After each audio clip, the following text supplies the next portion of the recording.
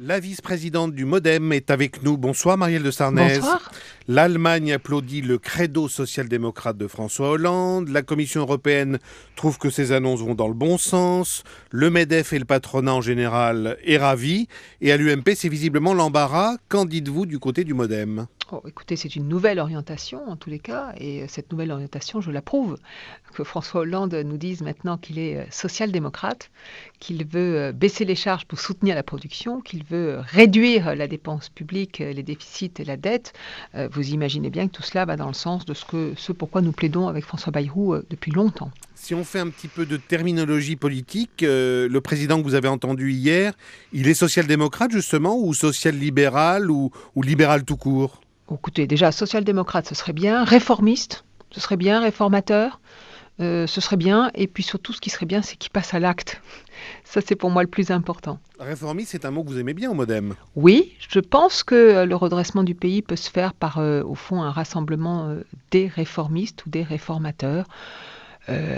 Avec les sociodémocrates, s'ils s'assument enfin comme sociodémocrates, et qu'à ce moment-là, je pense qu'une partie de l'opposition, par exemple une droite républicaine et un centre, peut tout à fait, à partir du moment où ça va dans le bon sens, soutenir les orientations nouvelles. Donc vous vous dites depuis hier soir, pourquoi pas Je, travailler avec ce François Hollande qui ne jure plus que par l'entreprise et qui parle de charges à propos des cotisations familiales ? je dis beaucoup de temps perdu, que je regrette. J'aurais préféré que François Hollande tienne ce discours pendant sa campagne.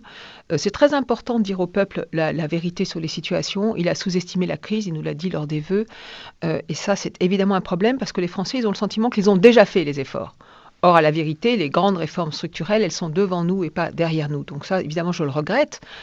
Si François Hollande, maintenant, passe à l'acte extrêmement concrètement et pose sur la table un certain nombre de mesures de réformes, par exemple, réforme importante des collectivités locales, par exemple, fusion des départements et des régions et diminution, pourquoi pas, du nombre de régions, par exemple, diminution du nombre d'élus locaux et même du nombre de parlementaires au plan national, comme nous l'avions proposé depuis longtemps, s'il porte réellement des réformes de l'État, bien je trouve qu'à ce moment-là, ce sera effectivement intéressant et qu'il pourra y avoir des soutiens et des convergences. Mais ce n'est pas non plus uniquement dans une simplification du millefeuille administratif et territorial qu'il trouvera au fond la recette pour faire baisser drastiquement la dépense publique. Il faudra d'autres réformes de structure. Vous imaginiez, Marielle de Sarnez, qu'un président élu par la gauche pourrait aller si loin en faveur des entreprises ? Moi, j'attends de voir. J'attends de voir. C'est évident qu'on a besoin des entreprises et de soutenir les entreprises pour créer de l'emploi. Maintenant, j'attends de voir. D'abord, est-ce qu'il va y avoir une baisse des charges ? De combien ? Sur quel salaire ? Dans combien de temps ? Comment va-t-elle être compensée ? Avec quel effort sur la dépense publique elle va être compensée ? C'est toutes ces questions-là qui sont maintenant devant nous.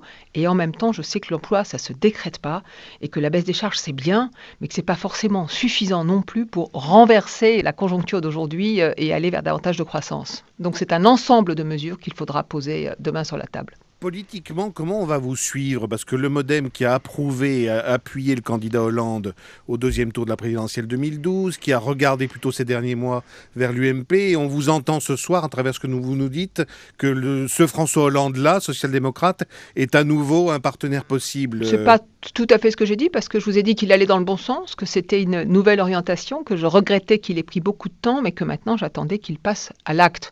Vous savez, moi j'appartiens au centre, je suis au centre depuis toujours. Je considère que le pays ne se redressera pas dans le camp contre camp. Je n'en crois pas un mot. Regardez comment Gerhard Schröder a fait pour l'Allemagne.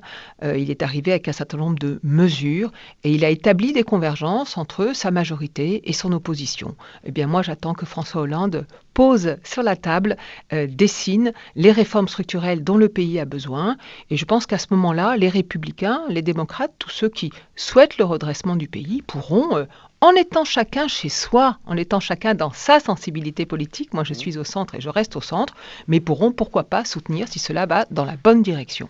Rapidement, deux questions d'actualité, Marielle de Sarnez. D'abord, faut-il un cadre légal et une assistance médicalisée, comme le souhaite François Hollande d'ailleurs, pour ceux qui demandent à mourir pour ne plus souffrir ? Je trouve qu'il a en tous les cas employé des mots qui m'ont semblé prudents.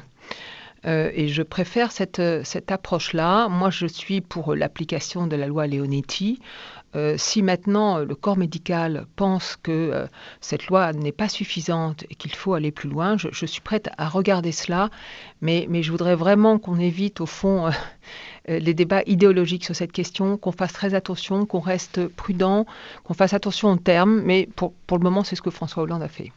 Et puis je n'oublie pas que vous êtes bien sûr candidate à Paris, que le MoDem est allié à l'UMP et à l'UDI dans cette campagne municipale.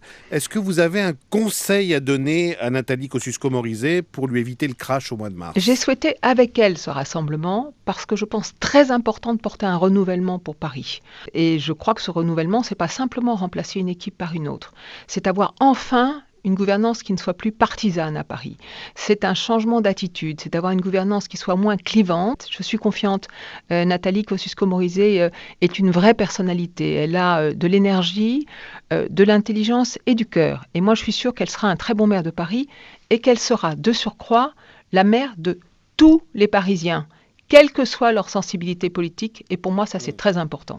Encore 2 mois de campagne. Merci beaucoup Marielle de Merci à Sarnez vous. d'être passée dans Europe Nuit.